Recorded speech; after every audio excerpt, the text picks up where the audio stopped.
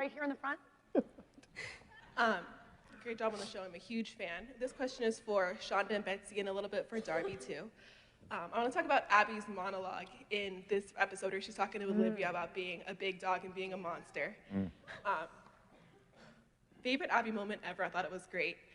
But I want to hear a little bit from the three of you, you two particularly, about what it was like writing that monologue, what was behind the monologue, having Abby come out at this moment with it, and kind of, especially being two influential women in this industry.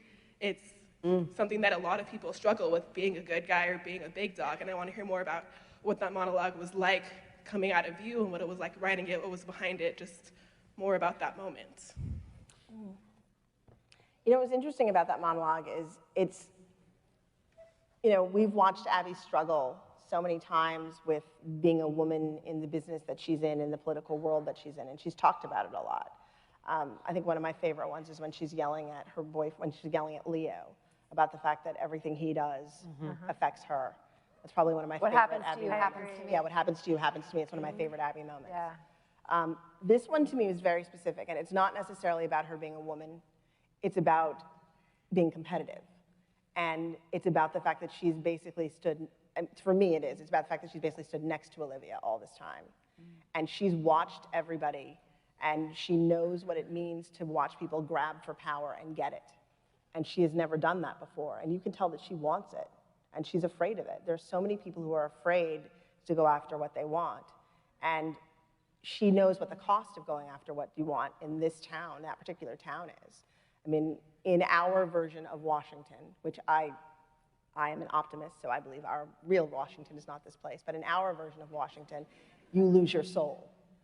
And she is not necessarily sure she's ready for that, but she wants all the power. So, it's really about that. Do you want to be a big dog? Because being a big dog also means being a monster. And is being a monster something worthy of being? Do you want power, or do you want to be a good person?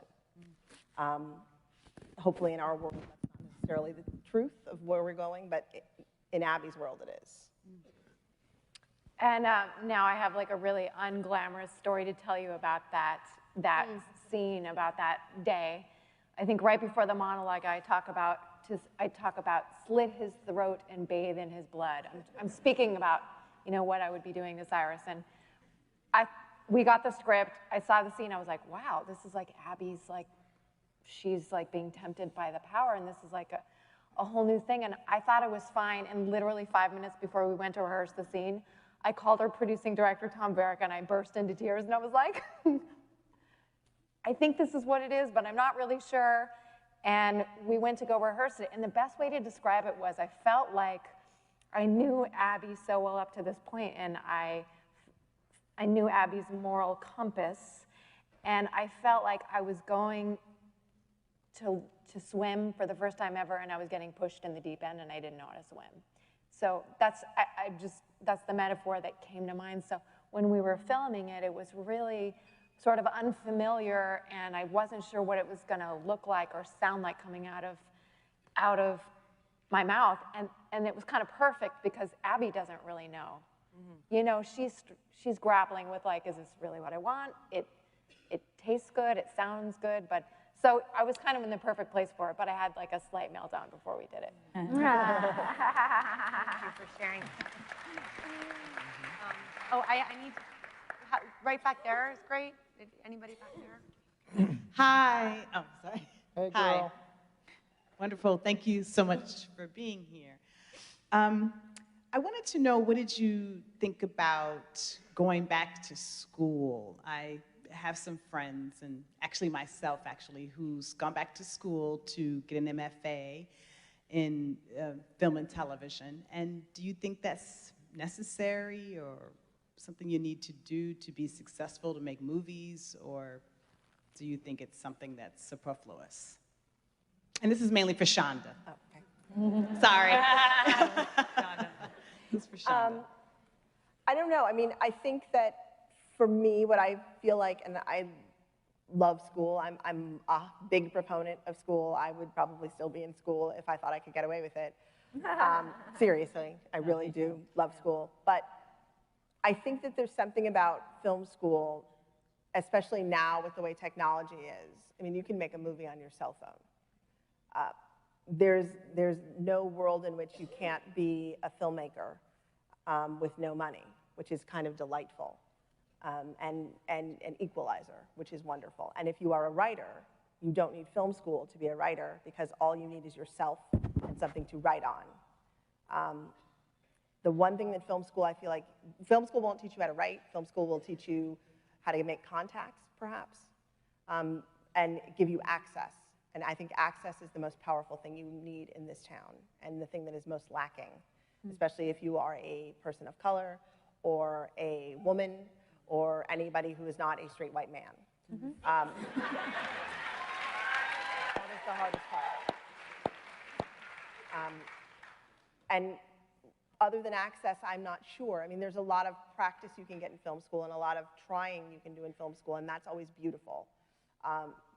But we live in a world in which every film is accessible to you online. We live in a world in which you can make films by yourself with very small pieces of equipment. Everything's shrunk down and everything has gotten less expensive. It's everybody's medium now in a way that's beautiful. Yeah, we have time for one more question. 2 hands, you get it. 2 hands. Hi, I'm Alexa. First of all, I have to say, Tony, I love you. Second of all, this is pointed towards Shonda mostly. I think most of us are wondering this question, but I think we spent 5 years wanting Olivia and Fitz to be together, and we finally get them, and then you tear them apart. So I'm very upset about this. I know most of the people in the room are very upset about this. Sorry, Bellamy. But why did you do that to us?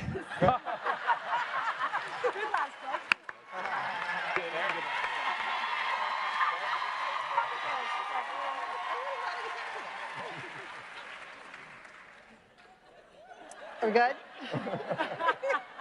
Don't want to rush the stage. Olivia is on a journey. And Olivia has been on a journey since we started. And I've always looked at it like that. It's interesting to me that it's a romance, like that her primary story is a romance. That's what you've seen. Because to me, her primary story has been a discovery of herself. That has been what she has been looking for.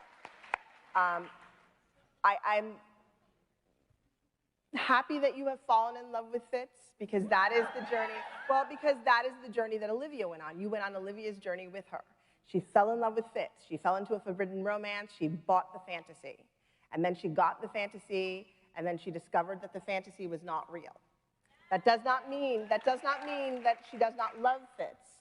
And it does not mean that Fitz is not worthy of love. It just means that Olivia does not know who she is yet. And the...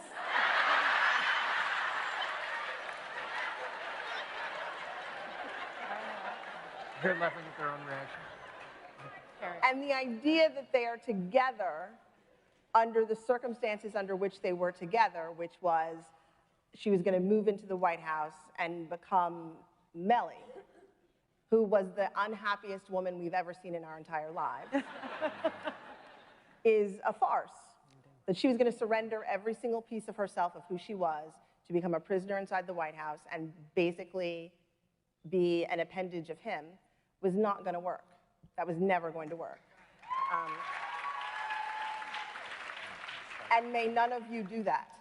Yeah. None of you do that.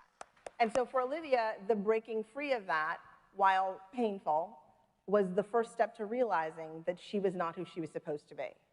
Her father has been saying that forever, and while he may represent for many of you evil, he also represents a lot of truth. Come on, Shonda. Shonda. I've been telling you this for a long time. The voice of reason down there. He represents a different sense of self. That doesn't bode well for the happy ending that many of us, but I think that, as you've said, Shonda, happy endings come in many different forms. And I don't know what, I can't tell you that. I'm not going to say that that's true. I keep trying. Yeah, I can't tell you that, so yeah. Well, it'll be a fun journey to be on with you. Because Fitz is on a journey too. Yeah. Yeah. all of the characters are, and it's so fun every week to watch another layer of the onion get peeled back, because it's a constant surprise, and that is in great part to what's going on in that incredible brain of yours. And Betsy, we thank you. And I just want to say thank you to the cast.